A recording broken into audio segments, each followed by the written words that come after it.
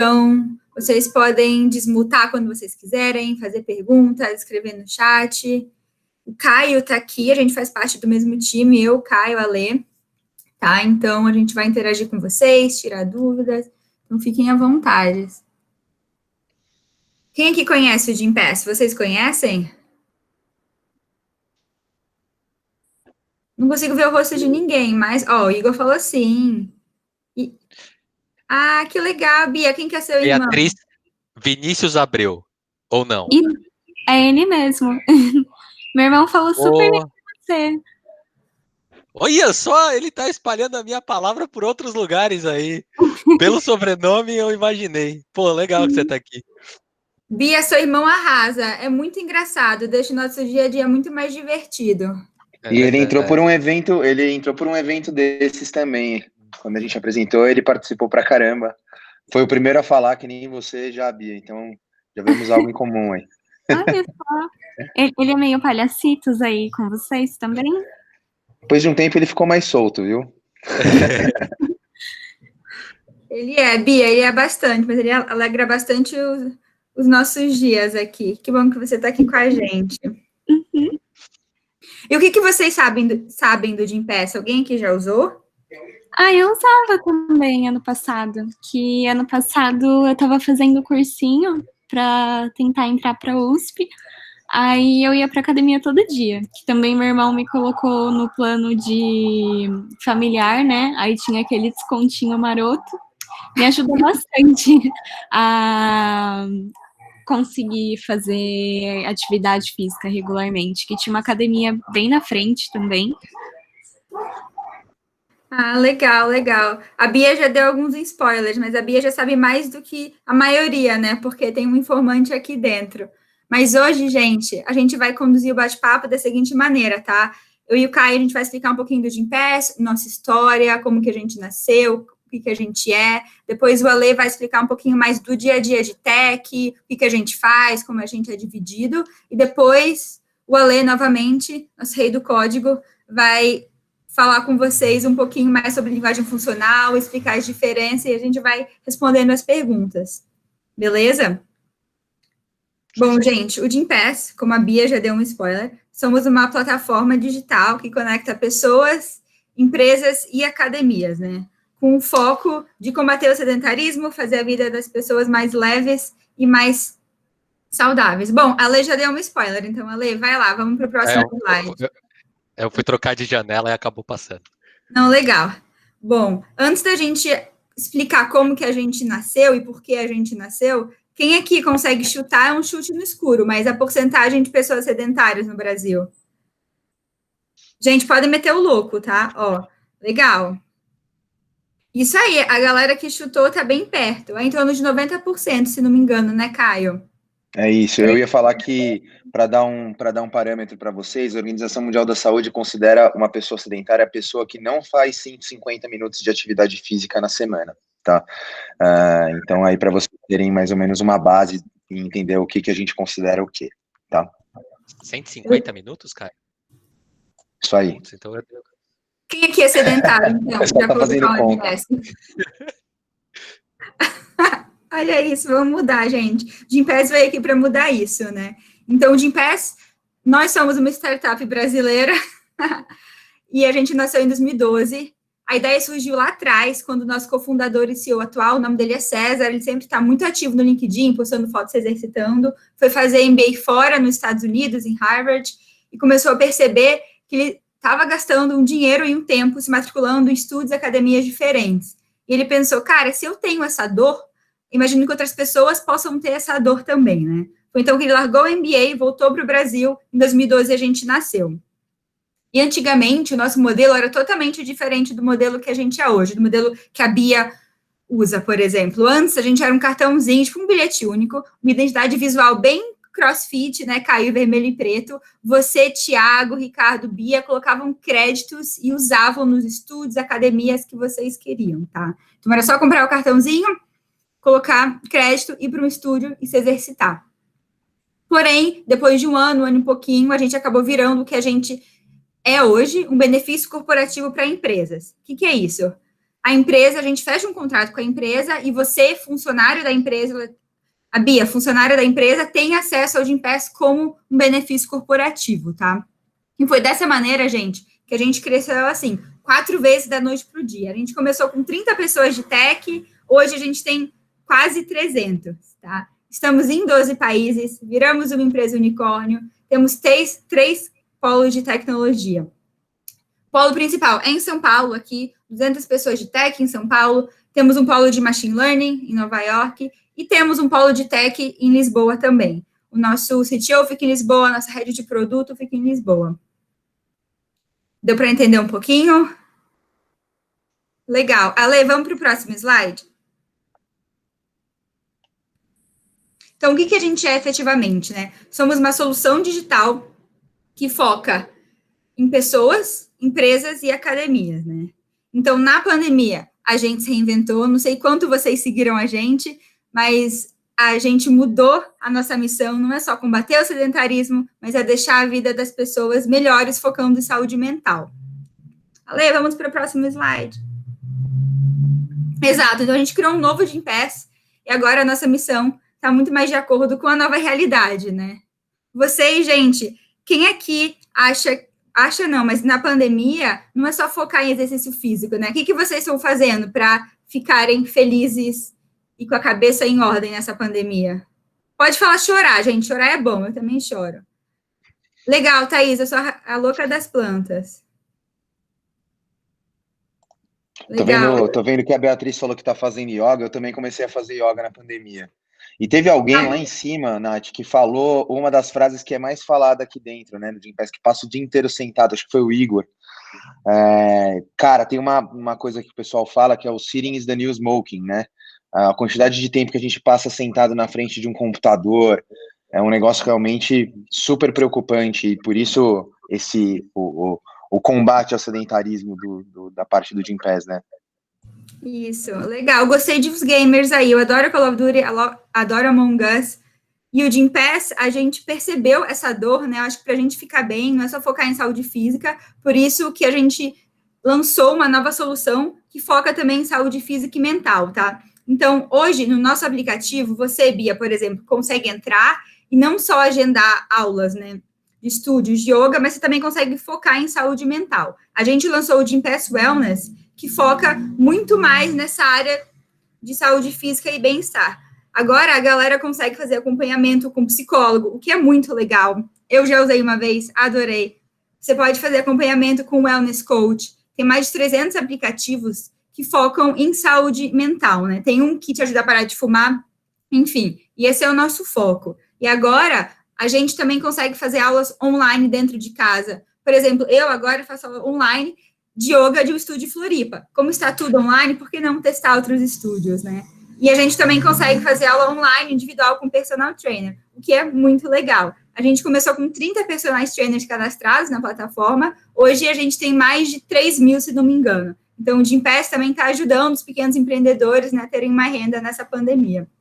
Então, o nosso propósito, gente, é exatamente isso, focar em saúde física e saúde mental, tá? E é para lá que a gente está caminhando. Hoje, só para você... Claro, pode falar. Oi, Nath, desculpa te interromper. Acho que tem uma parte que é super legal para o pessoal refletir. Acho que todo mundo, durante essa pandemia, olhou para outros países e falou, nossa, não imagino o que essa galera está passando, né? Num real lockdown, não o lockdown que a gente teve aqui no Brasil, mas aquele que não podia sair do apartamento mesmo, na Itália, na Espanha e etc. E imaginar a gente lançando essa plataforma, né, o Gympass W, com todas essas soluções para você poder fazer uma terapia, fazer, de repente, uma aula online, alguma coisa, um personal trainer, enfim, todas essas soluções no momento onde você está trancado em casa, o quanto isso não fez sucesso na Itália, na Espanha, Estados Unidos, aqui no Brasil mesmo, né, nos lugares onde estava mais difícil. Então, só um lembretezinho aí para vocês pensarem um pouco no que foi o auge da pandemia. Exato, falou muito bem, obrigada. E a gente aqui, a gente tem mais de 2 mil clientes corporativos no mundo inteiro, só para vocês entenderem como é grande o Gympass, né? A gente também tem a maior rede de parceiros do mundo, Se não me engano, a gente tem mais de 50 mil academias e estúdios em 12 países, o que é muito legal. E, no geral, mais de 23 academias e estúdios, né? 23 mil. E a gente continua crescendo. E agora o Ale vai explicar um pouquinho mais de tech, que eu acho que é o que vocês estão querendo saber, muito mais de dia a dia, as tech, então fiquem à vontade para fazer pergunta. A gente tem outro pessoal do time aqui, o Cezinha, o Germano, a galera está aqui também, podem ajudar com perguntas, respostas, enfim. Isso aí. Gente, agora a parte de tecnologia aqui no Gympass. O Gympass, como a Nath falou no começo, o Gympass, quando ele foi criado, ele não era exatamente uma empresa de tech, focada em tecnologia, era uma empresa que estava oferecendo um bem-estar. A maior intenção do Gympass sempre foi combater o sedentarismo, né? Trazer essa parte de uma vida mais saudável, prática de exercícios e tal, não só exercícios, mas essa questão da saúde física, mental, né? Era muito importante. Só que o Gympass, ele não começou como empresa de tech, ele foi crescendo como empresa de tech e foi aprendendo a ser mais uma empresa de tech e a gente foi se desenvolvendo. Então, assim, no começo, como toda empresa, como toda startup, a gente começou com um belíssimo monolito em Ruby, porque é rápido, fez funcionar muito rápido, né? E com o tempo, esse monolito não foi mais dando vazão ao que a gente precisava entregar, e aí a nossa stack começou a crescer em termos de linguagem. Aqui tem alguns exemplos. A gente tem na nossa stack hoje Golang, tem JavaScript, tem Kotlin, tem Scala, tem Python, tem Java, tem bastante coisa. A gente tem plataforma, a gente tá full na AWS hoje, o Gympass inteirinho roda na nuvem, Kubernetes, enfim, um monte de sopa de letrinhas aqui. Se vocês não conhecerem todas, não tem problema. Mas a questão é que a gente foi crescendo como tecnologia e foi aprendendo a lidar com isso, trazendo muito mais engenheiros. Então, hoje a gente tem aí cerca de 300 engenheiros, 300 colaboradores ligados à tecnologia, product manager, product designers, UX, engenheiros de software, tem teste, tem big data, tem AI, tem um pouco de tudo. Então, a nossa stack é bem ampla, a gente tem buscado sempre colocar soluções legais e com o melhor que a gente pode fazer. E hoje a Nath até mencionou antes, hoje nós temos 3 polos de tecnologia. O principal é aqui em São Paulo, que é onde praticamente o Gympass nasceu, então boa parte dos engenheiros ainda estão em São Paulo. Tem o polo de Lisboa, que é razoavelmente recente, onde tem novas iniciativas nascendo aí, tem algumas reescritas de código que estão começando a acontecer, e o time de Lisboa está tocando isso, e o time de Nova York totalmente focado em dados e inteligência artificial. Então, tem coisas como recomendação de academia. Pô, você vai nessa academia, o algoritmo é capaz de te recomendar uma academia que seja parecida com essa. Sabe, tipo, você foi nessa daqui, essa daqui tem isso, então eu acho que você vai gostar dessa outra. Então, algoritmos de recomendação, algoritmos para você resgatar pessoas, tipo, putz, essa pessoa aqui não está frequentando. Por quê? Vamos entender por quê, vamos tentar trazer, então, essa parte de data e de AI. Tem uma parte em São Paulo, mas boa parte do time está em Nova York. E como é trabalhar no Gympass? Bem, do ponto de vista pessoal, é muito legal. A Gympass é uma empresa muito bacana de se estar. Ela está num momento muito legal da vida dela. Está crescendo, está aprendendo, está lidando com isso, está criando uma cultura forte para dentro e para fora. Isso é muito legal. E em termos de organização, o Gympass ele empresta um pouquinho de lições aprendidas de vários lugares, de todo mundo que já passou pelo Gympass, fez a sua contribuição, e a gente empresta muita coisa das Big Techs. Então, por exemplo, a gente trabalha com Squads, que é um modelo que foi inventado no Spotify. O modelo de Squads ele foi inventado no Spotify. Squads, Tribes, essas coisas do Spotify. A gente olha bastante para a infraestrutura, mas não de um ponto de vista infraestrutura como era na década de 90, 80 e tal, que era um negócio mais engessado. A gente empresta muito os termos de SRE do Google. A gente olha bastante a organização, a velocidade, Chaos Engineering do Netflix. Então a gente vai emprestando um pouquinho de cada coisa para formar o que é a identidade do Gympass e o que a gente faz de melhor. Então aqui a gente tem 3 áreas já deve estar um pouquinho maior. Como está tudo em movimento, normalmente eu fico desatualizado muito rápido. Mas a gente tem basicamente 3 grandes pilares, que é a parte de partners, a parte de users e a parte de corp, né, com as empresas, e que são as maiores verticais, né, cada parte do Gympass, e embaixo delas a gente tem os times embaixo de cada uma delas, as squads embaixo de cada uma delas, e essas 3 partes funcionam como tribes aí, basicamente. E nós temos desde front-end engineers, back-end engineers, temos production engineering, que é o meu caso, enfim, é uma empresa bastante dinâmica, então, pô, quero testar uma stack nova. Recentemente vai até estar preparando aí, tá para sair do forno um artigo no Medium de como foi a adoção de Kotlin aqui no Gympass, como foi feito o trabalho, como o pessoal se movimentou. Isso foi uma iniciativa que nasceu direto de dentro dos times, não teve um push de nenhum lugar, alguém, pô, não estou confortável com a stack atual, eu queria usar outra coisa para melhorar aqui, porque para o meu time é mais produtivo. Pô, vamos lá. E fizeram, então logo logo deve sair. Então é bem bacana essa questão, a gente tenta incentivar muito esse esse lema you build, you run it, ownership, tipo, ownership mentality, cara, isso é seu, então vai lá, faz o que você acha que seja melhor para crescer e para fazer o Gympass funcionar. Então, isso é que é trabalhar no Gympass, poderia falar bastante coisas que acontecem aqui, mas já eu acredito que já dê para ter uma ideia de como é aqui e espero ter deixado aí uma pontinha, se vocês quiserem um dia até visitar, gente. É que agora na pandemia é meio complicado, mas, pô, um dia querer ver como que é o dia a dia, a rotina, tal. A Bia talvez tenha mais contato por causa do Vini, e tal, perguntar um pouco mais e conhecer mais como funciona. Depois a gente deixa nossos contatos aí, Insta, LinkedIn, enfim, coisas assim, a gente mantém contato. É legal esse contato do Gympass com as universidades.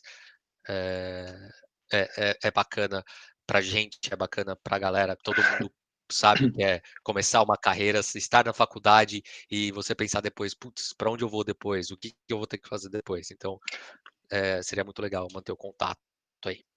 Pessoal, posso fazer um adendo aqui a tudo que o Ale falou? Eu acho que quando a gente está no estágio em que vocês estão, faculdade, decidindo em quais empresas vamos trabalhar e querendo conhecer, acima de tudo, você quer conhecer, quer aprender, né? A mesma coisa acontece com uma empresa que é jovem, como o Gympass, né? Eu tô aqui faz 2 anos e meio e eu vi a empresa mudar exatamente do jeito que o Ale falou. É muito difícil você se manter atualizado com a quantidade de mudanças que vão acontecendo, porque a empresa realmente aprende com os feedbacks, aprende com os próprios funcionários, aprende porque todas as pessoas que a gente traz com a cabeça de um agente de mudança, né? De vamos construir juntos. E aí eu vou até deixar um convite aqui para vocês no chat, eu vou passar para vocês a nossa página de carreiras. Lá a gente tem todos os nossos valores, tá? Como que a gente busca em pessoas para trabalharem no Gympass, que fala muito de diversidade, sobre construir juntos, enfim, de não ter aquele chefe que vai te dar ordem, mas sim o chefe, por exemplo, né? A liderança, por exemplo. Então, eu acho que é legal todo mundo entrar quando tiver um tempinho, dar uma lida, tentar entender um pouco mais, porque a gente está realmente buscando pessoas excelentes, sim, mas com os valores certos, né?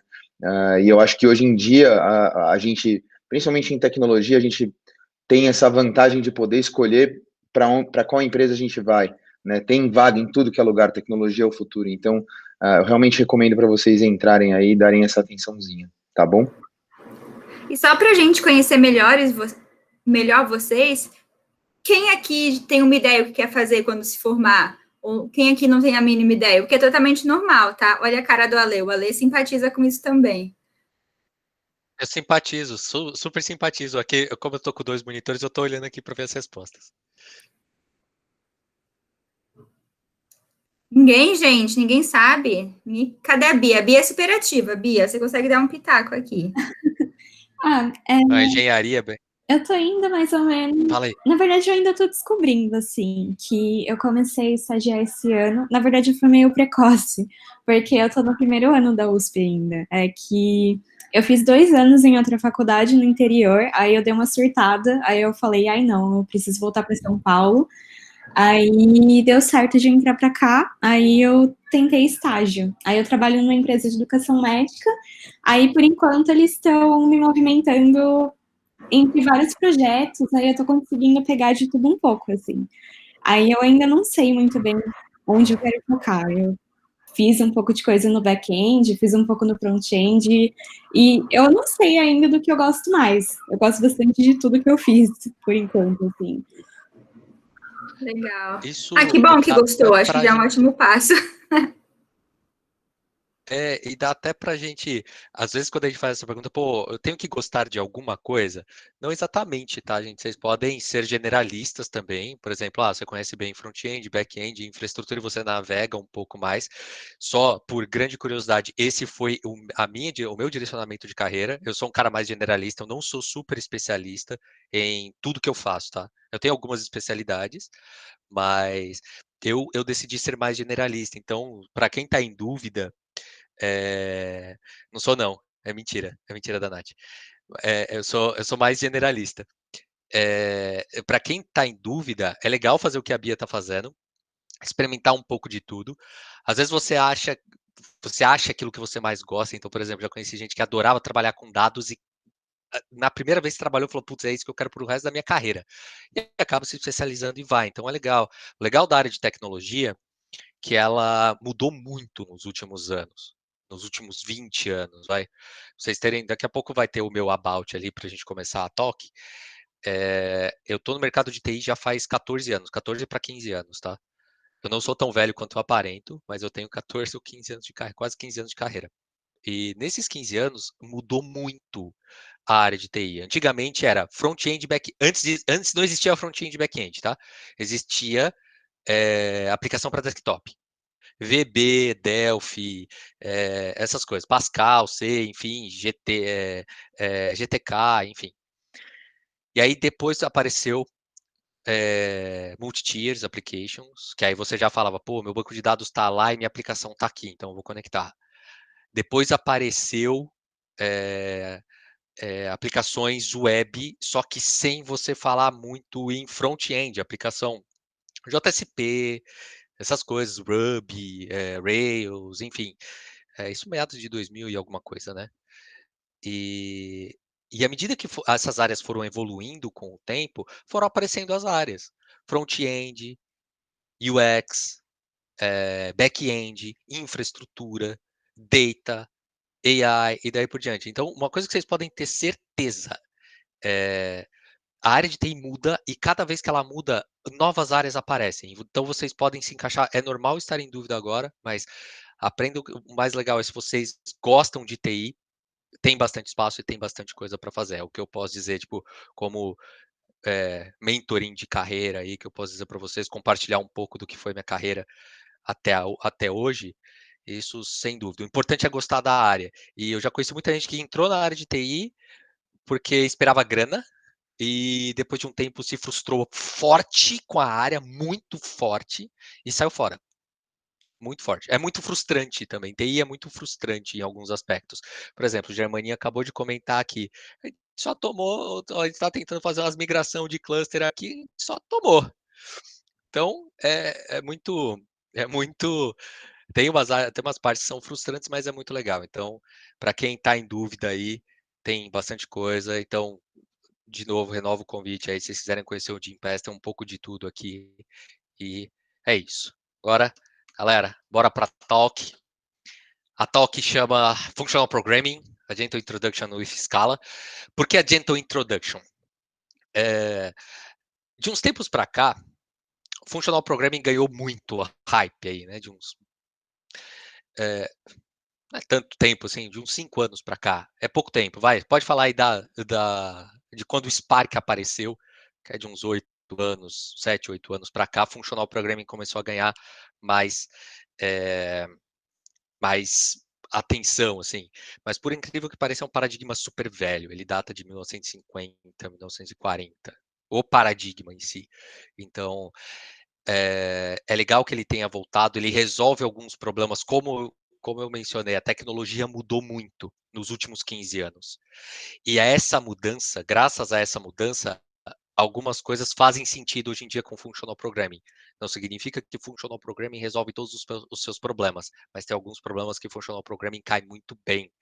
E ainda mais hoje em dia que a gente vive num fluxo de dados muito grande, Functional Programming cai muito bem nesse aspecto. Então, galera, esse sou eu. Meu nome é Alexandre Souza Dantas. Eu sou Staff Engineer no time de Production Engineering aqui no Gympass.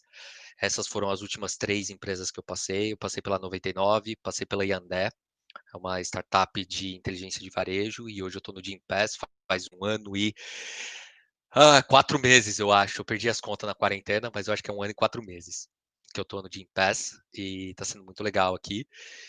E é isso, já dei um background antes, então vamos lá, gente. Pequena agenda.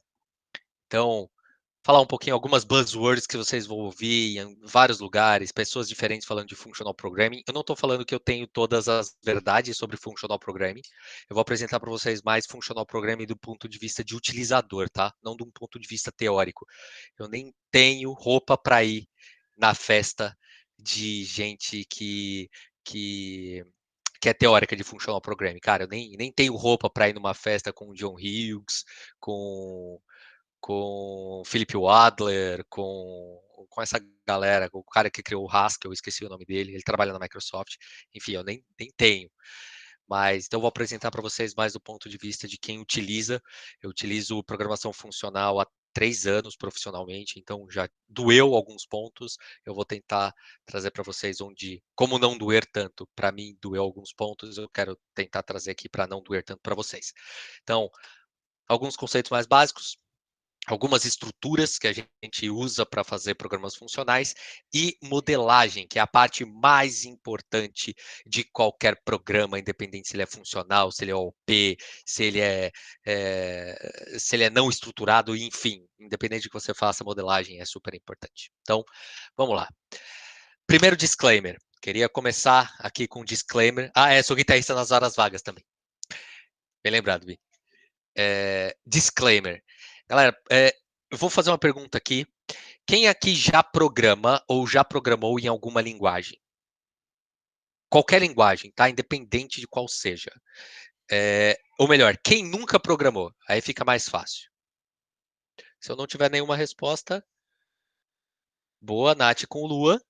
Quem nunca programou, se mandar aqui, só para ter uma ideia de como eu vou conduzir aqui a talk, para não ser tão ruim para quem nunca programou. Isso aí, gente, ajudei nas respostas. Se vocês não responderem, eu vou entender que todo mundo já mexeu com alguma linguagem aqui.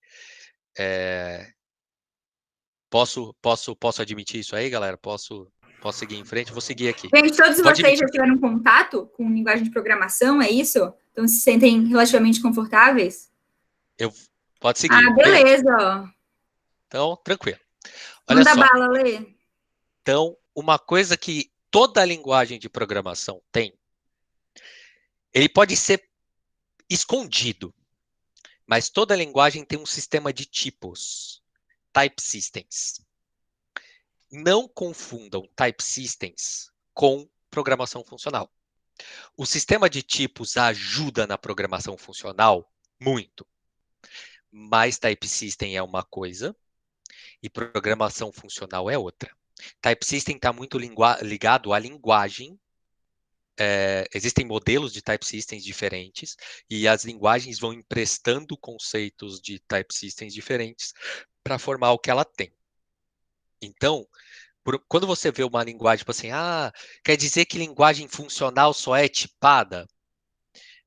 Boa parte das vezes sim, porque tipo realmente ajuda, mas eles são coisas diferentes. Aqui o type system ele ajuda muito a gente expressar a programação funcional, mas eles são coisas diferentes.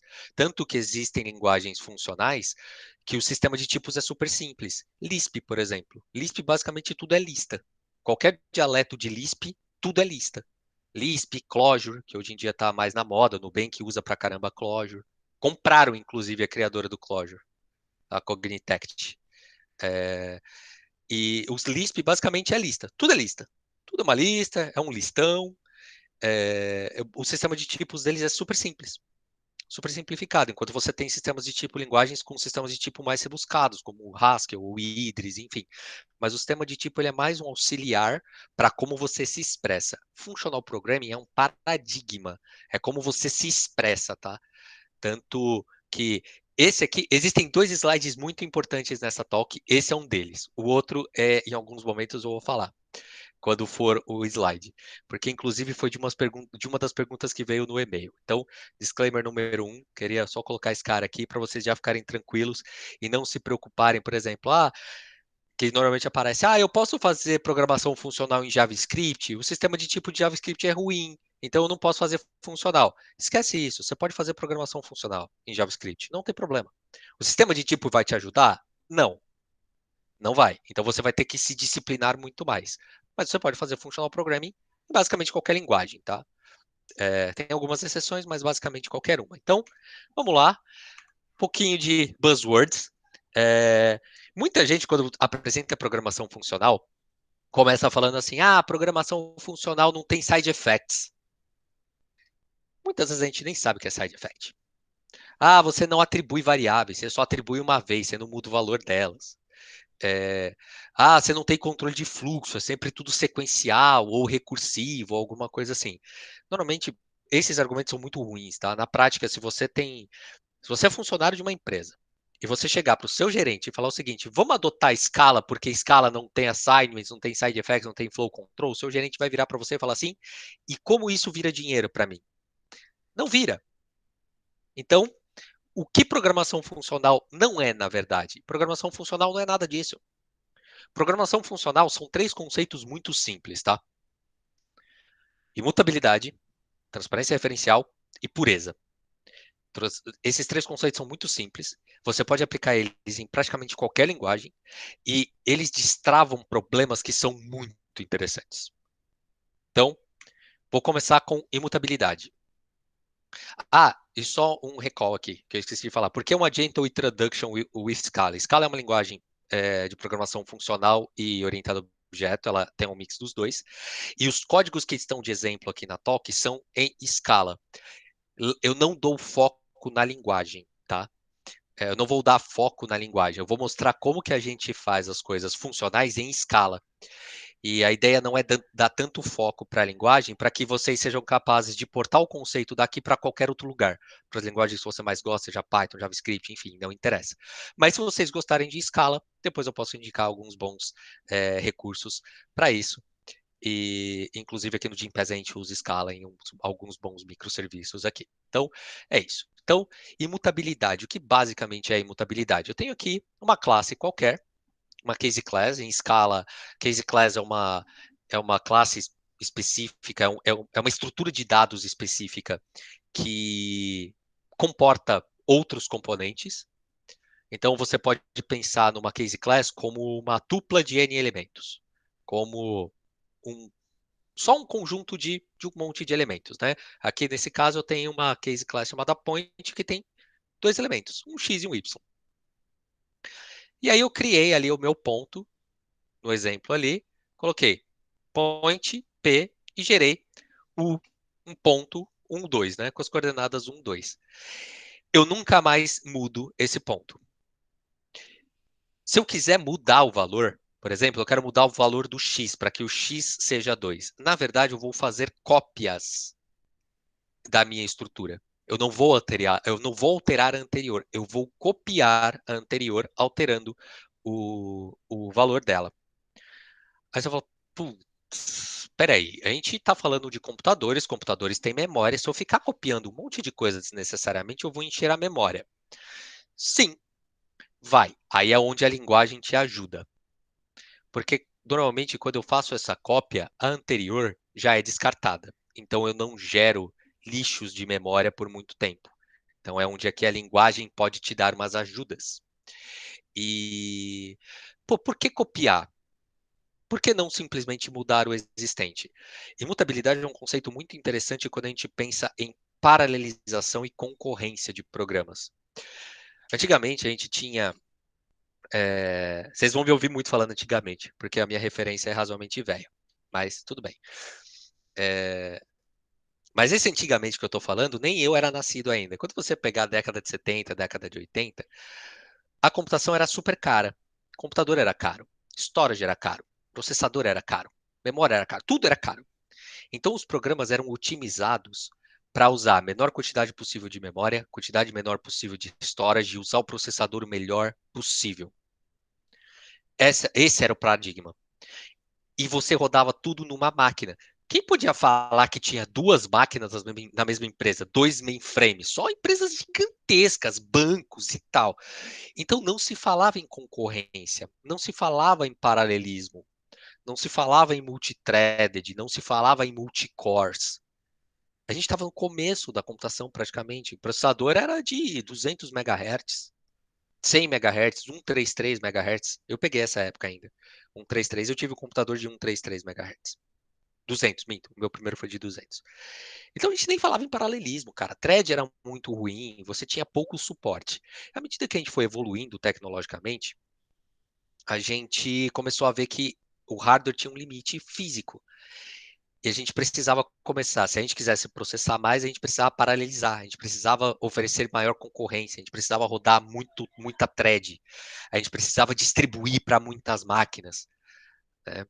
E onde imutabilidade ajuda nisso? Por incrível que pareça, boa parte dos problemas que você vê em softwares hoje em dia é quando os valores precisam ser alterados por múltiplas threads. Isso gera problemas sérios de funcionamento, gera problemas sérios de segurança. E fora que se você precisa mudar um lugar específico, você não consegue distribuir isso para um cluster, por exemplo. Eu tenho lá a AWS, eu posso disparar um porrilhão de máquina para fazer meu trabalho. Mas se eu sempre tenho que mudar o valor na máquina 1, esse trabalho nunca deslancha. Então, o conceito de imutabilidade, ele ajuda muito quando a gente vai pensar em paralelismo, em concorrência. Ele ajuda muito nisso, porque se você tem imutabilidade, você consegue distribuir melhor, você consegue paralelizar melhor. Então, não é simplesmente um parnasianismo acadêmico aqui, de você falar assim, imutabilidade é legal. Não. Se você chegar para o seu cliente e para o seu gerente hoje, tem um case até muito legal, eu não lembro o nome da empresa, eles fazem estatística, eu não lembro se é o Gartner ou se é uma outra empresa. Eles precisavam correr um dataset de 3 teras, se eu não me engano. E eles usaram um cluster de HPC, né, de High Processing Computing na Amazon, e usaram bastante ferramentas Spark, Flink, que são ferramentas que levam Functional Programming na sua raiz, na sua construção.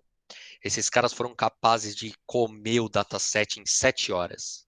Eles gastaram uma grana no cluster, mas eles conseguiram diminuir uma coisa que era feita em 3 semanas, se eu não me engano, 3 semanas ou um mês, eles diminuíram para 7 horas. Chega para o seu gerente e fala que você vai economizar o tempo dele em 75%. Aí você começa a falar, aí você começa a conversar. Então, isso aqui é bem legal. Então, legal. Próximo, transparência referencial. O que é transparência referencial? É quando você pode substituir uma função pelo seu valor sem. Pô, quando você pode substituir uma função pelo seu valor sem alterar o funcionamento do programa.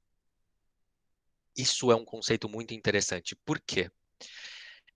Principalmente quando a gente fala de sistemas embarcados e otimização de programas. Imagina que você tem um programa e você tem a representação do seu programa, tá? E você quer otimizar o seu programa de alguma forma. Pensa assim, vou usar um exemplo concreto, tá? Você está construindo um sistema operacional para dispositivos embarcados. Pouca memória, pouco poder de processamento. E você tem o seu sistema operacional lá. E você queria otimizar ele, de alguma forma. Você queria encontrar pontos que você pudesse otimizar. Transparência referencial é um ótimo argumento para isso. Por quê? O seu programa, ele é representado por funções e dados e o fluxo de dados disso. Então, eu posso pegar qualquer programa e transformar ele numa máquina de estado, né? Basicamente, eu começo por aqui, meu dado entra aqui, entra nessa função, isso aqui vai virar isso aqui, o estado vira esse, e daí por diante. Muito bem, então eu posso modelar qualquer programa com uma grande máquina de estado. Imagina que você depois você pega seu sistema operacional, transforma ele numa máquina de estado e você descobre que tem lugares que você pode substituir chamadas de funções por determinados valores. Ou pré-computar valores e substituir. Se está muito longe do que vocês acham que se vocês acham que isso está muito longe do dia a dia de vocês,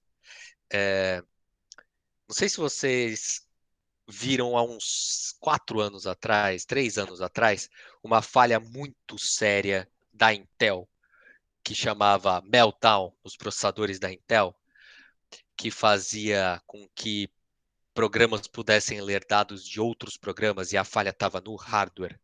Alguém já ouviu falar nessa falha? Chamava Meltdown. Eu não ouvi, não. Spectre. Pô, aí vocês acabam com a minha deixa, hein? Ô, Vander, valeu!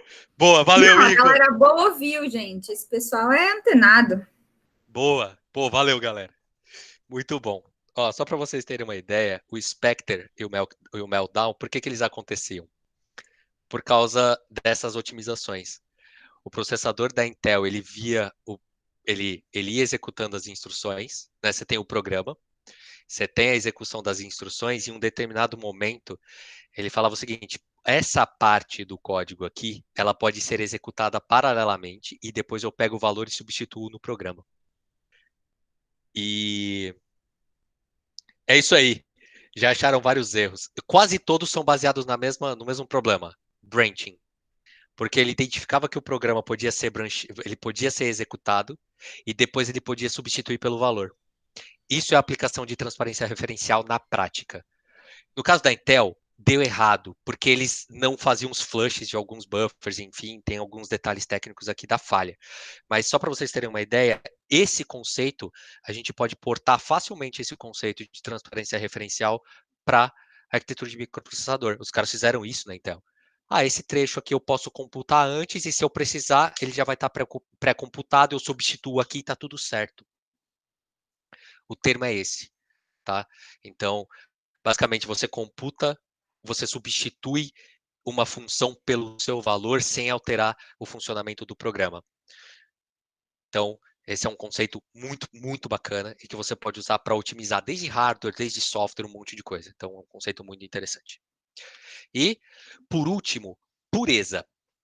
Pureza é o mais fácil de explicar, porque basicamente é o seguinte: a sua função tem que retornar o mesmo resultado para os mesmos parâmetros.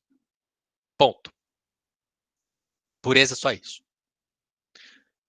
Única e exclusivamente isso. Então, a gente fala em matemática, 2 mais 2 é igual a 4. Sempre que você der 2 mais 2 para uma função que calcula a soma, ela tem que dar 4. Um exemplo aqui, eu falei de 3. Né? 1 mais 2, sempre 3, ela sempre tem que dar 3.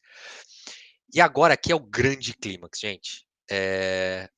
Com esses 3 conceitos, somente vocês já podem programar funcionalmente. Só esses 3 conceitos, tá?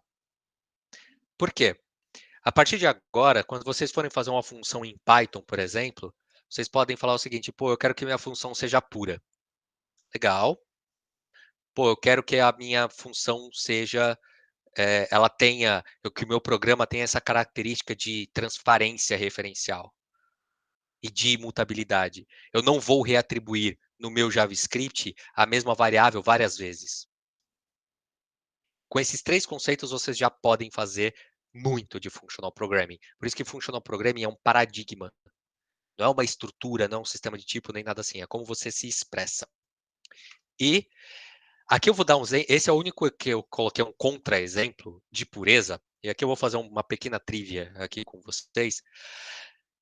Aqui eu tenho um pequeno código de exemplo. Eu instancio ali um logger. Ou eu abro um arquivo, onde eu vou ficar logando o resultado da soma. Por que eu coloquei aqui que isso aqui pode explodir? Alguém consegue imaginar por que isso aqui não é puro? o resultado é sempre o mesmo. Eu sempre faço x mais y. E sempre vai, né? Sempre vai retornar o resultado da soma. Por que não é puro? Tem efeito colateral. É isso aí. E para quem pode não saber o que é efeito colateral, que é o log na tela. Exato. Gente, esse log aí, seja na tela, seja no arquivo, imagina que seja num arquivo. Eu estou logando lá 1 zilhão, 1 trilhão de somas. Eu posso encher o disco? Posso. É natural, né? Vou apendando lá no arquivo até encher o disco. Quando esse disco encher, essa soma não vai retornar mais a soma de 1 mais 2, vai retornar uma exceção. Ou seja, essa função não é pura por causa disso. Em algum momento do tempo, ela pode dar ruim. O console é a mesma coisa, o log na tela. Pô, eu posso perder a tela? Posso. Eu posso perder a referência de tela. Eu posso fechar o stream para a tela. E aí o log não funciona e dá uma exceção. E aí meu programa crasha por causa de um log. Vocês ficariam surpresos com a quantidade de programas que param porque o disco está cheio. É impressionante. E é isso. Então, quando a gente coloca efeitos colaterais no programa, você já tira a pureza dele. Mas aí, aqui a gente fala assim, pô, como... deixa eu voltar, isso aqui foi spoiler. Como eu posso fazer um programa sem efeitos colaterais? Escrever um arquivo, ler de uma base de dados, chamar uma API, tudo isso é efeito colateral e tudo isso pode dar ruim. Então, basicamente, eu não tenho como escrever um programa totalmente puro. Ele seria inútil. Ele basicamente seria inútil. Pode funcionar para matemática, para física. Legal. Mas mesmo a matemática e a física vai precisar persistir o dado em algum lugar. E aí o programa deixou de ser puro. E é aqui onde começa a maior crítica a functional programming, ou maior rant, ou as maiores dúvidas, que normalmente é a primeira. Você fala, pô, como que eu posso escrever um programa sem efeitos colaterais? Como? Não dá. Se eu preciso interagir com o mundo, isso é um efeito colateral, pode quebrar meu programa. Então, como eu faço isso? E é o que eu vou tentar discorrer daqui para frente. E eu falei de 2 slides importantes, aquele primeiro disclaimer, e esse é o segundo slide mais importante daqui, dessa talk. Gente, não existem linguagens puramente funcionais? Existem. Mas, basicamente, você pode fazer programação funcional com qualquer uma dessas linguagens aqui. Python não é funcional, mas eu posso programar funcionalmente em Python. Golang não é funcional, mas eu posso programar funcionalmente em Golang. Java, JavaScript, TypeScript, Lua, Kotlin. Daqui, as únicas que são puramente funcionais é Haskell e Idris, que eu coloquei. E Lisp. E Elm. E PureScript. Tem algumas aqui puramente funcionais. Mas todas as outras não são. Então, não se apega com essa questão de, não, para eu programar funcional tem que programar em Haskell. Não. Com esses 3 conceitos que eu passei antes, você já consegue programar funcionalmente tranquilamente, em qualquer linguagem. Só que é o que eu falei, a única diferença é o suporte que a linguagem te dá. Existem suportes que a linguagem mais funcional te dá, que uma linguagem menos funcional não te dá. E aí, com o tempo, a gente vai vendo, tipo essa, pô, como eu posso representar um efeito colateral em JavaScript? Não tem na linguagem. E aí fica um pouco mais complicado de você fazer algumas coisas. Mas dá para fazer, não é impossível, dá para fazer, só não está pronto. Então, muito bem. Gente, aí aqui alguns conceitos básicos de programação funcional, onde ele ajuda. Existem 3, aqui eu coloquei eu coloquei 3 efeitos mais básicos aqui. Composição é um deles. Programação funcional, como diz o nome, ela se baseia em funções, e a maior ideia das funções é você compor funções pequenininhas, muito concisas, e criar funções cada vez maiores. Essa é a maior ideia de composição. Onde ela ganha? Você diminui a complexidade e aumenta o reuso. Isso aqui se torna grana, tá? E mais cedo ou mais tarde isso aqui se torna grana para uma empresa, porque se você tem uma complexidade baixa, significa que você pode entregar mais features com mais qualidade sem problemas. Então isso aqui mais cedo ou mais tarde se traduz em grana. Reuso é a mesma coisa, você traduz em grana, você traduz em como que seu time pode reusar coisas que já existem, que já estão testadas, battle tested, e colocar no ar rápido. Então, composição é um conceito muito importante. Aqui eu tenho um exemplo, ó. Eu tenho uma função soma. A função soma só soma. A função print só printa o valor que vier. Aí eu quero fazer um print sum, por exemplo. Eu quero fazer uma função que seja a impressão da soma. Aqui tem a sintaxe em escala. Por favor, não se preocupem com a sintaxe em geral, mas em escala eu faço isso. Eu tenho a função soma. Eu faço um curry nessa função. Eu não vou explicar aqui exatamente o que é curry. Depois, no final das perguntas, se alguém se interessar, anota aí e pergunta, a gente continua. O que é currying?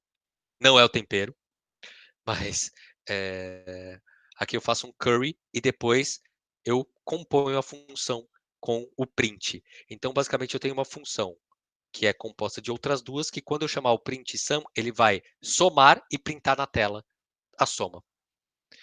Então eu testo soma, testo print, funções super simples. Componho as duas e ganho uma função maior. Eu posso ficar compondo até ter um sistema inteiro.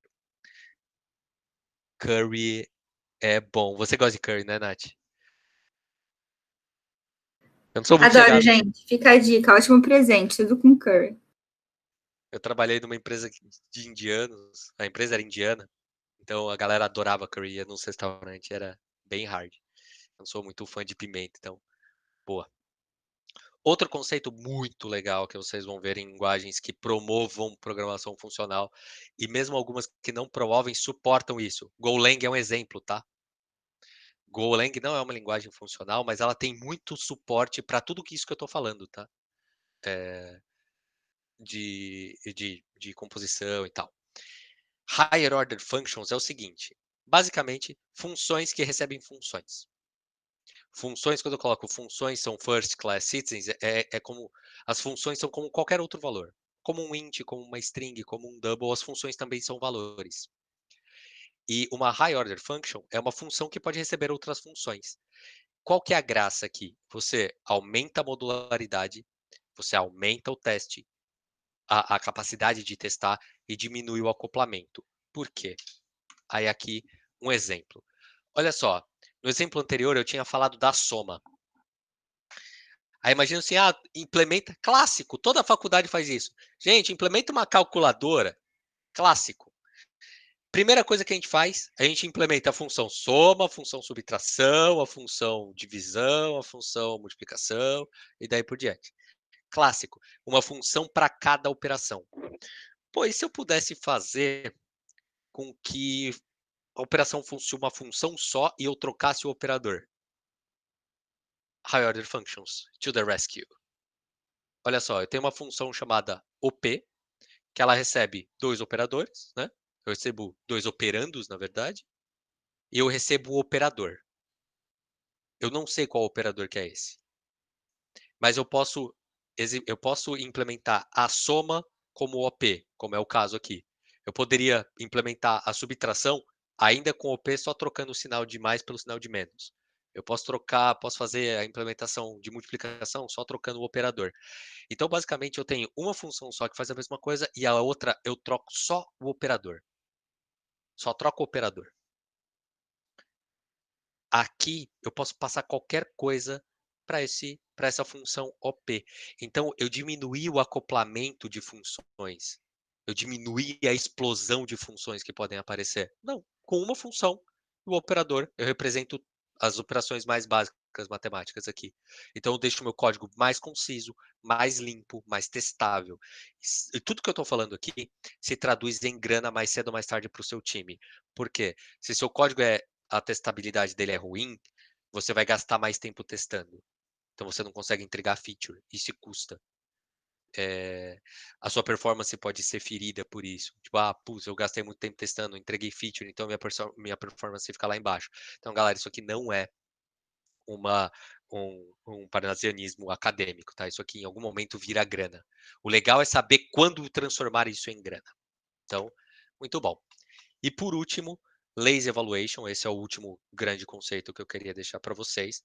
Basicamente, com isso aqui que eu falei para vocês, basicamente vocês estão aptos a programar funcional em qualquer lugar, tá? Sem segredo. Isso aqui, como eu falei, a talk era mais focada em uso e não nos detalhes acadêmicos. A gente pode, depois, eu quero deixar um tempo aí, uns 15 minutos para a gente fazer uma sessão de Q&A para vocês perguntarem aí, quem quiser aprofundar mais algum detalhe acadêmico, vamos lá. Mas, o último é Lazy Evaluation. Por que Lazy Evaluation é tão importante? Principalmente hoje em dia. E, na boa, esse aqui eu considero o conceito mais importante porque Functional Programming se tornou tão falada hoje em dia. A gente tem 1 zilhão de dados rodando hoje. Sensores, dados, logs, etc. Um monte de coisa rolando. E a gente precisa transformar tudo isso em decisões muito rápido, né? Só que a gente não pode pegar todos esses dados e materializar na memória da máquina para analisar isso. É impossível. É impossível. Eu tenho muito mais dados do que eu tenho memória. Eu tenho datasets que tem 1 tera de dados. Pô, até dá para ter 1 tera de memória, mas custa uma bala. Custa uma bala. E Lazy Evaluation é uma coisa muito importante por causa disso. Por quê? O que significa? Significa que você pode representar, você pode criar programas que recebam conteúdos potencialmente infinitos, listas potencialmente infinitas. Esse conceito é muito importante dentro de Big Data. Muito importante. Você pode pegar o seu dataset e processar um de cada vez e acumular e fazer operações com cada um desses elementos e transformar esses elementos sem materializar na memória. Então eu vou lá, leio o primeiro dado do meu dataset e transformo ele em alguma coisa e gravo em outro dataset, um de cada vez. Só que num dataset de 1 tera, de 2 tera, de 1 petabyte de dados. Esse conceito é muito importante para Big Data e AI, tá? Então, sem esse conceito de Lazy Evaluation, linguagens que tenham estruturas que possam ser lazy, você não consegue representar Big Data. Então, daqui aparecem listas infinitas, aparecem strings, aparecem consumers, um monte de coisa relacionada a esse conceito. Então, aqui eu dei um exemplo de Lazy Evaluation em escala, que ela tem uma outra característica legal, que eu posso ter trechos do meu programa que podem ou não ser avaliados de acordo com o fluxo. Então, aqui eu tenho um exemplo, eu tenho uma função update records, que faz alguma coisa, e eu tenho a função lazy one. Eu passei a função update records para lazy one e passei um boolean para o meu update records. Se esse boolean for false, a função update records sequer é executada. Se esse boolean for true, se a switch for true, ele vai executar a função. Isso dá características para você que você pode executar partes do seu programa e outras não, sem incorrer em custo de CPU, sem incorrer em custo de memória. Além do fato de que você pode materializar partes dos seus dados em memória sem trazer tudo de uma vez. Então, isso é um conceito super poderoso. Galera, dúvidas até aqui? Eu sei que eu vou abrir no final, mas qualquer dúvida que tiver aqui que esteja mais latente, já faz e eu já tiro. Vocês estão curtindo a talk até aqui? Tá muito chato? Tá muito parado? Quem aí já dormiu? Alguém já dormiu? A gente vai brigar, hein? Mentira, podem ser honestos. Ah, a Bia é Já? sempre Beleza? fofa. Tá bom, galera. Boa. Valeu. Eu tinha esquecido o último cara que eu tinha falado 3 conceitos. O último é recursão. Galera, até esse aqui, eu já passei pela graduação. Minha graduação foi em sistemas de informação, não foi ciência da computação. Mas eu já sofria muito com recursão. Eu sofri muito com recursão, tá? Demorou muito. E essa, para Functional Programming, foi uma das minhas maiores dores, tá?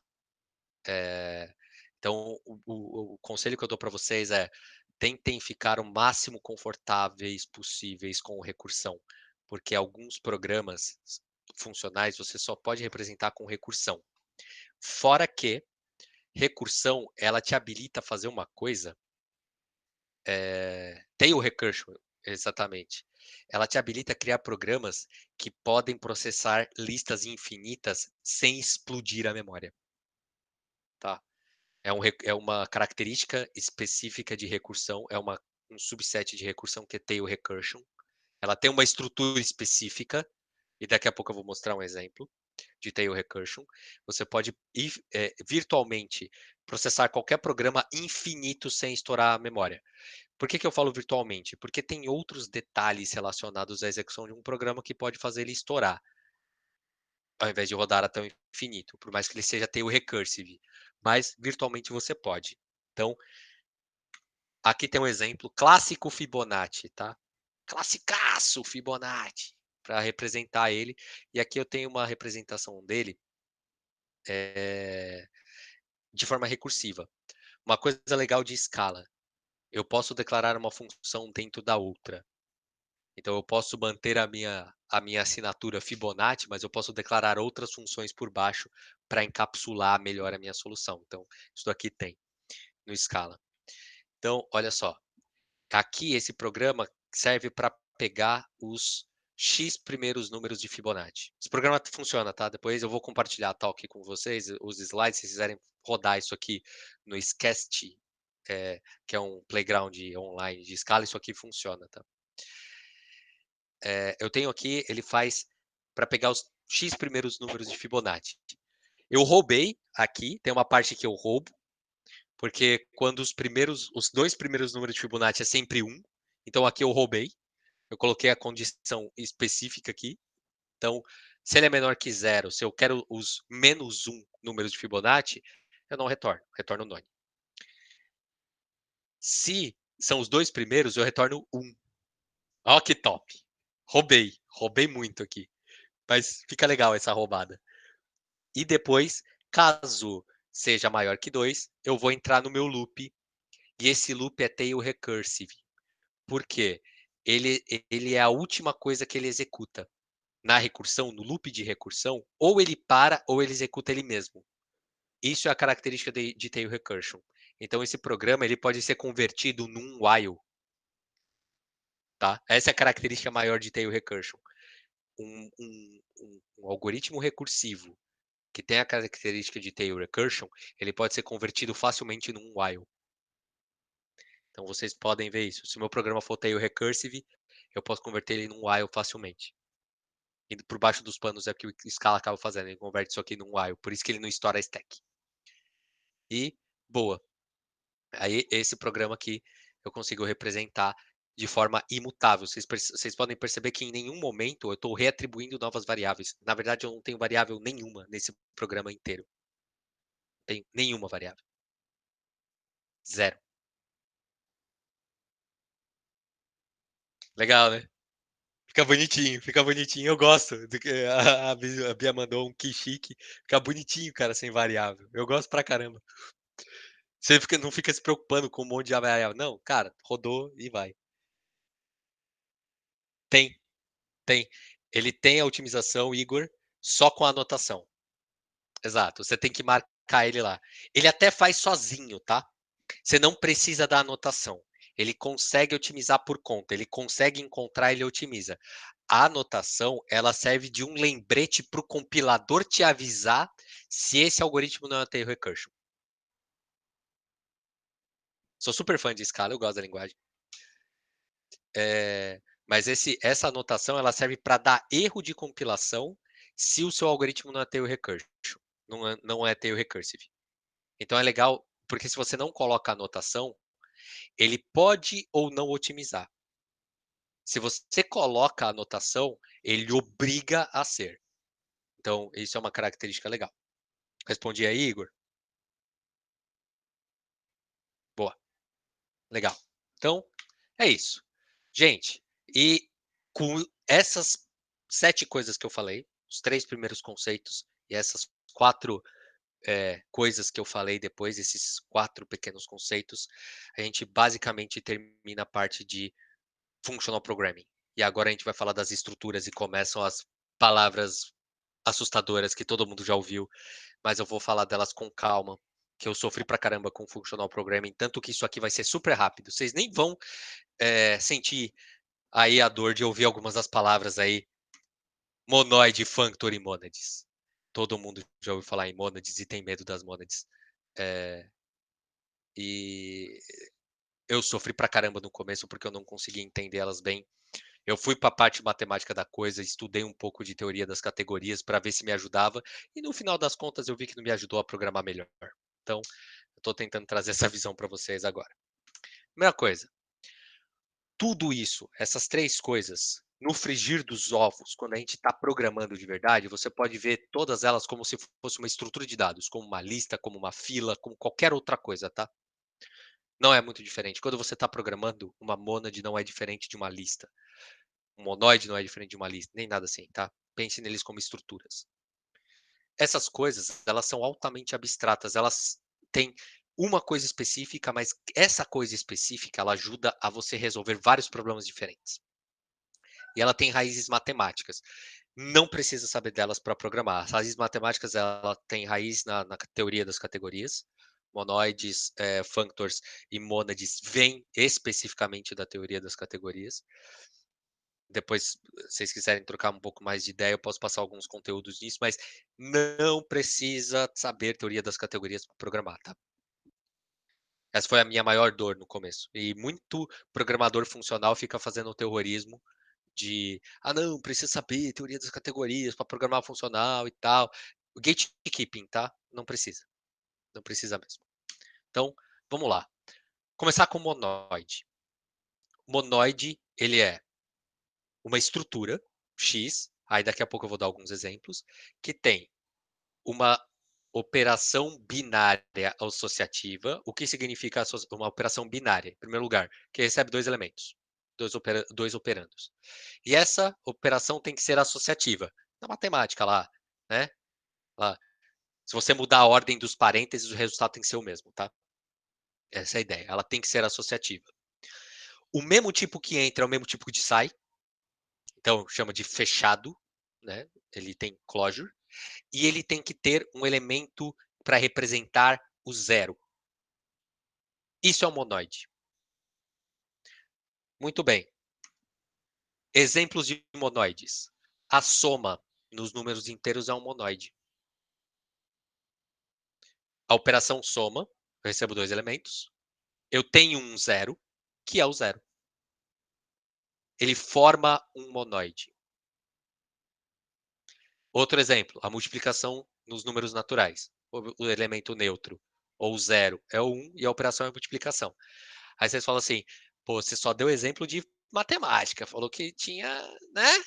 Falou que não era precisar aprender matemática, mas os exemplos aqui são matemáticos. Vou dar um exemplo bem mais fácil agora. Vocês já aprenderam map e reduce na faculdade ou já viram alguma coisa de operações de map e reduce? Você pega um monte de coisa, mapeia e depois você vai reduzindo até um único elemento em JavaScript, não na faculdade, mas já. Legal. Só para o Spark, que é uma plataforma para processar muitos dados, na faculdade não, mas na vida sim. Muito bem. O MapReduce é monoide. A sua operação para fazer reduce tem que ser associativa. Todo mundo que, se vocês forem, daqui para frente que vocês forem mexer com Spark ou com JavaScript para fazer reduce, a operação, reparem, a operação de reduce obrigatoriamente precisa ser associativa. Concatenar string não é associativa. Ela é comutativa. Porque se você trocar a ordem, a string é diferente. Por exemplo, quando eu concatenar AB e CD, se eu trocar a ordem, sai 2 strings diferentes, Renan. A associativa, ela tem que sair a mesma coisa. Ela tem que sair sempre a mesma coisa. Então, quando vocês forem fazer Big Data e fazer Reduce, a operação tem que ser associativa, senão você corre o risco de gerar um elemento, um resultado incorreto no final do seu processamento de Big Data. Então, monoide, se você levar para o mundo de Big Data, tudo é monoide em Big Data. Tudo. A sua operação tem que ser associativa.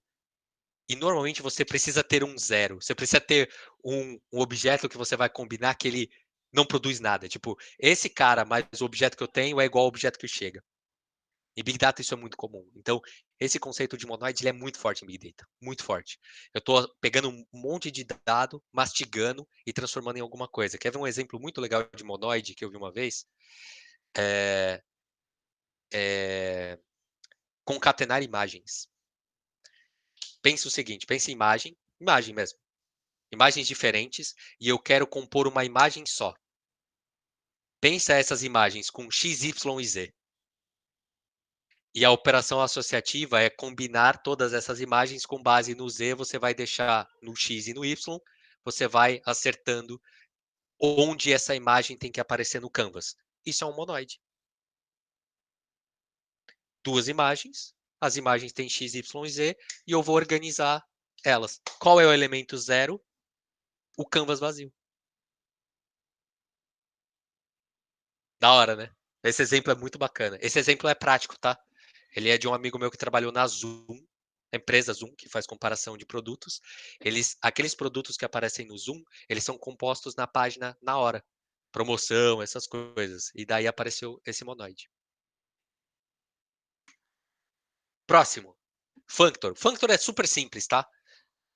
Você tem um container, que ele tem um dado dentro dele, e você quer transformar o dado dentro do container sem trocar o container. Tem até um exemplo aqui embaixo. Tem o option, coloquei 2 dentro do option, e quero multiplicar esse 2 por 4. Map. O functor é isso. Ele permite você alterar o conteúdo sem mexer na estrutura ao redor. Simplão até aqui, certo?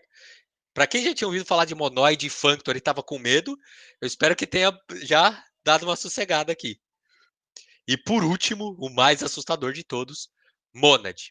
Esse eu até fiz a animaçãozinha, gente. Eu sei que eu não sou ninja de apresentações, minhas apresentações costumam ser bem chatinhas, mas essa eu pus até a animação para ver. Ó, primeira coisa, esqueçam todos os memes que vocês já viram sobre monads. Ah, monad é um monoide na categoria dos endofunctors. Quem sabe falar de monad, quem aprende monad não sabe explicar para ninguém. Esqueçam todos esses memes. Monad só serve para fazer computação sequencial. Só isso. Só isso. Você encadeia operações. Para isso que serve a monad. Então, se eu tenho uma lista, eu quero fazer uma operação com ela. Essa operação gera outras listas. Eu quero encadear isso. É o famoso flat map. Eu tenho uma operação que retorna option. E eu tenho uma outra operação que também retorna option. Eu quero encadear as duas. O P2, faço alguma coisa, flat map e vai. Olha só, o P2. O P2 retorna um option de int. Eu faço um flat map e passo o P1. O que está entrando dentro do P1? O int que retornou do P2. E aí, o P1 vai retornar o flat map. Então, vai retornar uma option. Se eu não uso o flat map, eu ia ficar com uma option dentro de outra option. Ia ficar uma dentro da outra.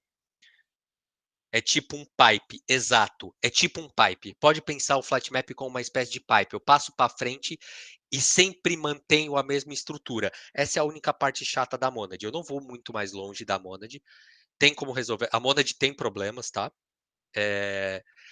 Mas pensa num pipe.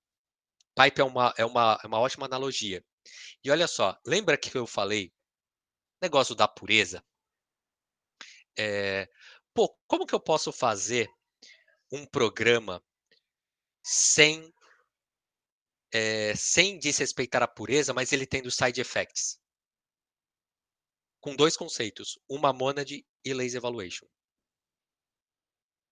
Olha só, imagina que eu tenho uma monad que ela recebe uma função, que ela tem uma computação dentro dela e ela retorna um resultado. Mas ela é lazy evaluated. Eu não faço a avaliação daquele resultado naquela hora. Só quando eu fazer o pipe para outro lugar.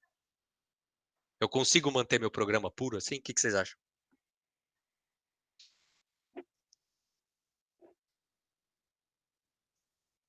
Ou ninguém. Ou vocês não tinham, não sei quem teve contato aqui com Functional Programming, talvez não tivesse pensado dessa forma. Pensa só, a I/O, como que eu consigo fazer um programa puro? Uma monad e lazy evaluation. Dentro da monad tem uma operação que é lazy evaluated, e quando eu peço para a monad, faço um pipe, igual o Igor mandou aqui, faço um pipe para ela, dela para algum lugar, eu vou lá e falo o seguinte, tá, beleza, agora eu vou ver o que essa monad faz. Até aqui, o programa continua puro. Eu só tenho uma descrição do meu programa. Eu não tenho nenhuma execução. Eu descrevi o que o meu programa faz. Quando eu ligar ele em algum pipe, aí ele começa a executar. Então, assim, ó, o programa é puro até o pipe. Depois do pipe, ele começa a ser impuro. E não tem como a gente fazer programas impuros. Mas pelo menos até o pipe eu consigo fazer com que o meu programa seja puro. Beleza? Aqui algumas monads que eu coloquei que são úteis. Lista é uma monad. String, option, map, I/O. I/O é a monad que eu falei, que faz I/O, que representa a computação. Espero ter dropado aqui um monte de conceitos aí de monad. Gente, eu vou chegar às 7h30, espero que depois, eu vou passar rápido a parte de modelagem. Tem uma trivia rapidinho aqui e depois, se quem quiser continuar para fazer perguntas, a gente continua. Galera, não adianta nada a gente falar de programação funcional, sendo que o que mais importa é modelar o programa bem, tá? Então, o que eu sempre falo, o meu lema de uns tempos para cá, desde que eu aprendi programação funcional, é não deixa seu programa mentir. É feio, mentir é feio. E aí eu vou fazer uma pergunta para vocês aqui. Qual que é a mentira que essa função está contando? Imagina que a implementação dela funciona, tá? É um find by ID normal, você passa o ID de um cliente, ele vai retornar um cliente. Qual que é a mentira nessa função? Esqueçam a pureza, tal, independente se ela é pura ou não, tal. Essa função ela conta uma mentira. Qual é a mentira?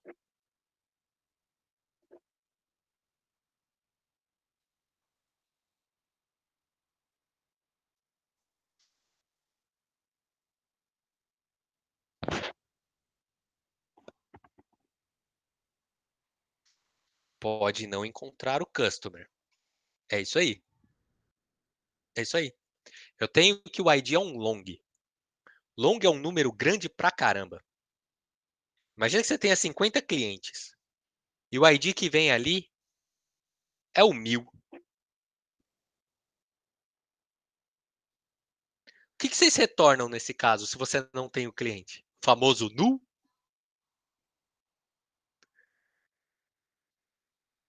Famoso null. Você retorna o famoso null. E aí o que acontece no meio do programa?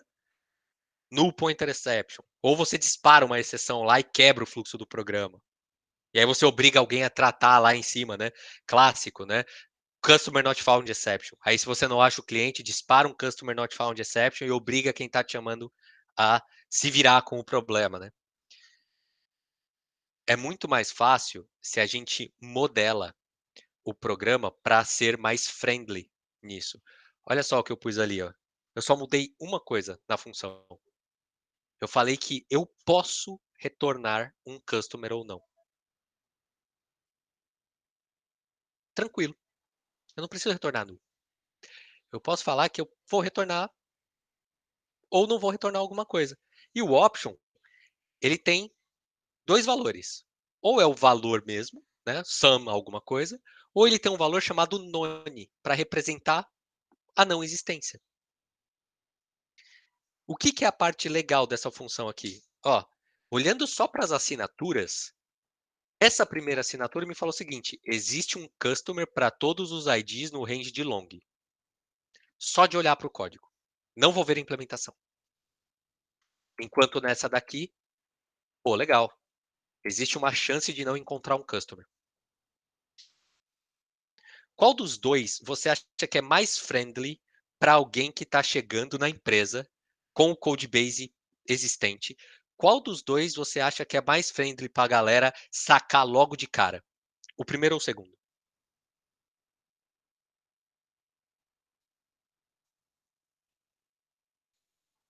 Eu sou suspeito para dizer, mas Não sei se vocês têm uma preferência.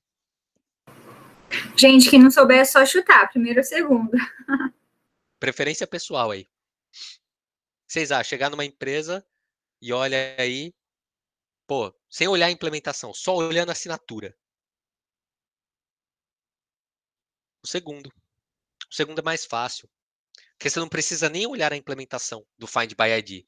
Você só sabe o seguinte, pô, se der algum ruim, ele vai me retornar none. Eu nem preciso olhar a implementação. Exato. Não vou precisar subir e achar onde pode ocorrer. Exato. Esse é o argumento. Eu bato o olho e falo o seguinte, pô, eu posso usar esse Find by ID aqui? Tranquilo. Se ele retornar none, esse cara não tem. E boa. Isso é o que eu chamo de functional modeling, tá? Modelagem, independente se ela é funcional ou se ela é orientada a objeto, a modelagem é a parte mais importante. Qual que é a vantagem de functional modeling? É que eu tenho mais ferramentas para modelar melhor. E normalmente em linguagens orientadas a objeto, você tem o null. Você não tem essas estruturas, você não tem essas capacidades de fazer o lazy evaluation ou estruturas que te permitam isso. Né? Você não tem option no Python, por exemplo. Isso é meio chato. Pô, eu quero representar a não existência. A existência ou não existência. Você tem que ficar comparando. Pô, isso aqui é diferente de none? Eu não posso encadear o meu programa. Não posso. Então você tem que colocar um monte de if para saber se as coisas vieram como você esperava. Enquanto com o option, eu posso fazer simplesmente find by id.map e boa, porque o map só vai funcionar se retornar o resultado. Então eu vou encadeando o meu programa. Meu programa se torna um puta descritivo. Isso é muito legal. E é isso. Functional modeling, você pode levar para linguagens orientadas a objeto também. A grande sacada é tentar representar seus programas o mais claramente que você puder. Pô, aqui eu estou mentindo? Sim ou não? Eu preciso de alguma estrutura aqui no meio que talvez deixar mais claro? Evitem exceções. Exceções quebram o fluxo do programa. E você compõe mal as coisas. Porque você precisa ficar olhando, pô, aqui dispara uma exceção, aqui não e tal. Evitem exceções. E pattern matching é uma coisa que tem em linguagens funcionais. No Kotlin tem com o Arrow, mas linguagens funcionais te dão um pattern matching. O pattern matching te ajuda a encontrar valores. Isso aqui é um exemplo em escala. Aqui é uma representação do número de cartão de crédito de forma de dados. Eu tenho 3 partes, cada uma delas tem um conteúdo de dado. Imagina que eu receba um credit card number. Eu tenho um valor lá que é credit card number. Eu quero saber qual dos 3 que ele é. Eu faço um pattern matching e acho isso. Isso é muito importante. Isso é uma ferramenta incrível para você fazer modelagem e para você representar seus estados. Isso é muito legal. Gente, o wrap-up. Scala é uma linguagem super poderosa para você representar funcional. Aqui os exemplos, vocês viram, eu consigo portar todos os conceitos para o Scala sem problemas. Então, é uma ótima linguagem. É a única? Não. Vocês podem fazer tudo que eu falei aqui em qualquer outra linguagem. Ela é totalmente compatível com bibliotecas Java e hoje em dia ela é bastante madura. Então, se vocês quiserem aprofundar no Scala, ela é uma ótima linguagem, mas eu espero mais ter deixado a mensagem de functional programming e que vocês podem fazer isso em qualquer linguagem. Eu usei o Scala como materialização de ideias, mas o legal é functional programming. E algumas features aqui de Scala. Eu fiz um bônus aqui, depois isso é mais para quem quiser ler depois. Implicits é uma coisa legal que dá para fazer em Scala. Você pode estender classes usando implicits. Eu não vou entrar muito a fundo. Você pode estender classes sem estender as classes, basicamente. Essa é a ideia.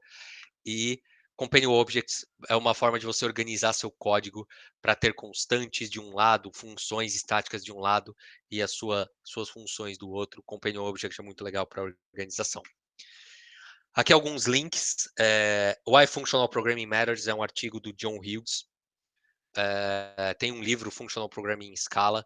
Ele tem também o Functional Programming em Kotlin, são os mesmos autores. A abordagem que eles fazem, eu me baseei muito nesse livro para fazer essa talk. A ideia é Functional Programming e as duas linguagens são a materialização. Tem o glossário de Functional Programming do John DeGoes. Ele pegou um monte de coisas que é falado na comunidade funcional e fez um glossário. Tem o Learning a Haskell for a Greater Good, é um ótimo livro para aprender Haskell, mas acima disso para aprender funcional. Tem esse aqui é um conjunto de vídeos do YouTube, Applied Functional Type Theory, eles abordam Functional Modeling, tem umas coisas bem legais, e tem um artigo aqui da Alexis King, é uma mulher que eu sigo no Twitter, ela tem esse artigo incrível chamado Parse Don't Validate. Gente, tá aqui para quem quiser manter contato, nosso Medium, Meetup, nosso Instagram, tem meu e-mail aqui no final. Gente, estamos contratando, e-mail aqui da Nath, se vocês quiserem animar aí, dá um toque para Nath. Isso aí, gente. Quem tiver dúvida de processo seletivo, ou só quiser conversar, ou tiver em dúvida de carreira, enfim, nosso time aqui se coloca à disposição só para ouvir vocês. Então, podem seguir a gente no Instagram, nosso Instagram, que chama Gympass Careers, é muito legal, é muito mais um Instagram interno, que mostra o dia a dia do Gympass, fica um pouquinho na rotina das pessoas, é interessante só para conhecer, assim, um pouco mais desse mundo de startup. Podem me adicionar no LinkedIn, enfim, a gente vai mandar isso para vocês também por e-mail, para vocês terem documentado e terem nosso contato para qualquer dúvida, beleza? E agora a gente pode abrir um pouquinho para perguntas, enfim, se vocês tiverem alguma sugestão, crítica, feedback, estamos aqui para ouvir, né, Ale? Isso aí. Galera, obrigado aí, todo mundo que ficou. Espero ter ajudado vocês aí, desde carreira até ajudado aqui com Functional Programming. É uma coisa que eu gosto, particularmente, eu gosto pra caramba. Eu sofri com muitos trancos e barrancos e hoje eu espero ter melhorado aí o ramp-up de vocês nesse conhecimento. Para alguns pode ser novo, para outros nem tanto, mas espero ter ajudado aí. Tá? Aqui também tem meu e-mail, se vocês quiserem me adicionar no LinkedIn, enfim. E é isso, galera. Dúvidas, super aberto aí para dúvidas e qualquer coisa, seja da Talk, seja de outras coisas, só perguntar. O que vocês acharam aí? Vai lá, Renan. Eu tenho uma dúvida. Bom, primeiro, obrigado pelo Tech Talks, cara. Muito bom, cara. Eu tô começando a estudar funcional e ajudou pra caramba, eu acho. Mas isso, uma coisa que você comentou no começo, mais pro começo, eu ia até perguntar no meio, naquele espacinho do meio, mas acabei perdendo o timing, mas...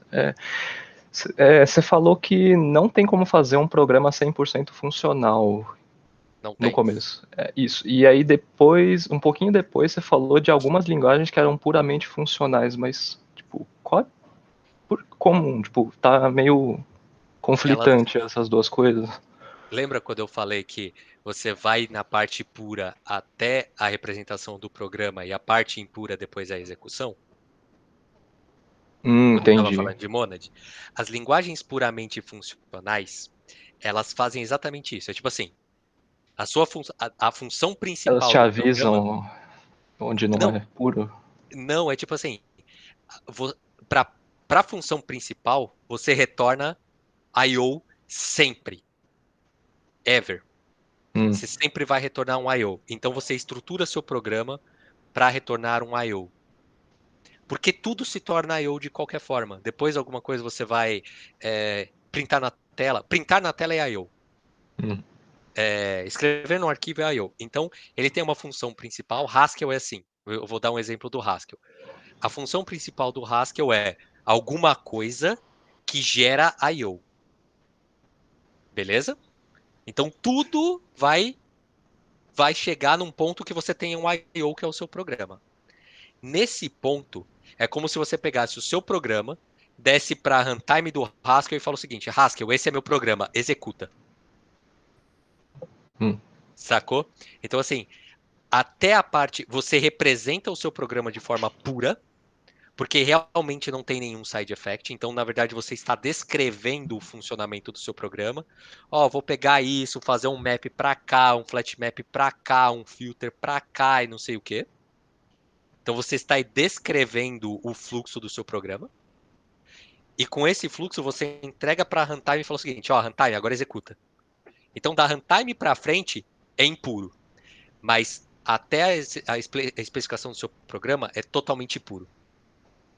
Então é isso, por isso que eu falo assim, você não pode fazer um programa 100% funcional. 100% que eu digo de todo ponto. Desde a especificação do programa, rodar ele, daí por diante. Rodar um programa é impuro, por natureza. você tem que interagir com coisas externas. O que as linguagens puramente funcionais fazem elas falam o seguinte, tá, a sua descrição você faz de forma puramente funcional, essa representação eu vou executar. Então, por isso que elas se chamam puramente funcionais. Você não olha a parte do runtime, você só olha até o main, entendeu? Entendi. Valeu. Boa. Inclusive, só um adendo, linguagens puramente funcionais, elas são um pouco mais chatas de começar com elas, porque você não consegue roubar em alguns momentos. Às vezes você está em um momento de dúvida, você gostaria de roubar, por exemplo, fazer um print de um log para saber por onde está passando. E você não vai conseguir fazer esse print, porque o print já é uma execução. E ela já torna um I/O. E aí você tem que retornar isso para o main para poder executar o seu log. Aí você fala, puta, fica meio complicado. Então, por isso que eu gosto de linguagens não puramente funcionais para começar. Minha dica é essa. Começa com linguagens não puramente funcionais, tipo Scala, TypeScript e tal. E depois vai para puramente funcional quando você estiver um pouquinho melhor, assim, um pouquinho mais confortável. Beleza? Entendi, beleza, valeu. Boa. Gente, só para responder rapidinho a pergunta da Bia sobre programa de estágio, a gente está estruturando mas a gente já teve alguns estagiários, estamos contratando alguns estagiários, então não é 100% organizado, mas estamos no processo, então a gente super aceita. Bia, já te adicionei no LinkedIn, galera, me adicione, a gente vai falando. Qualquer dúvida que vocês tiverem no geral, assim, tanto de processo seletivo, tanto o que estudar, tanto de funcional, eu, a Lê, o Germano, que está aqui comentando também, a gente se coloca à disposição para responder as perguntas de vocês. Isso aí, gente. Eu vou, depois vocês quiserem adicionar LinkedIn, como a gente falou, a gente vai compartilhar aqui. Se vocês quiserem mandar e-mail, tiver com alguma dúvida, eu não tenho nenhum problema disso. Manda e-mail. Tava com dúvida aqui de alguma coisa funcional. Manda, eu respondo, não tem treta. Mesmo, putz, carreira mesmo, mentoria de carreira. Eu não sou mentor de carreira, tá? Mas eu não tenho problema nenhum em responder se vocês tiverem alguma dúvida de carreira, dado aí o tempo que eu já tenho de estrada.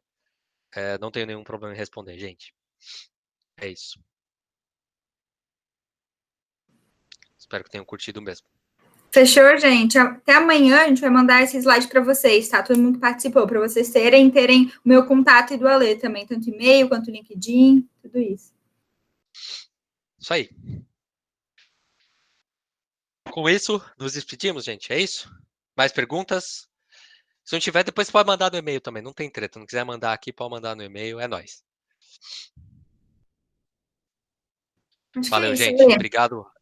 Obrigado aí pelo espaço. Espero ter ajudado vocês em alguma coisa. E é nóis. Valeu, gente. Em té. Valeu, foi muito, muito legal, de verdade. Deu para entender bastante coisa.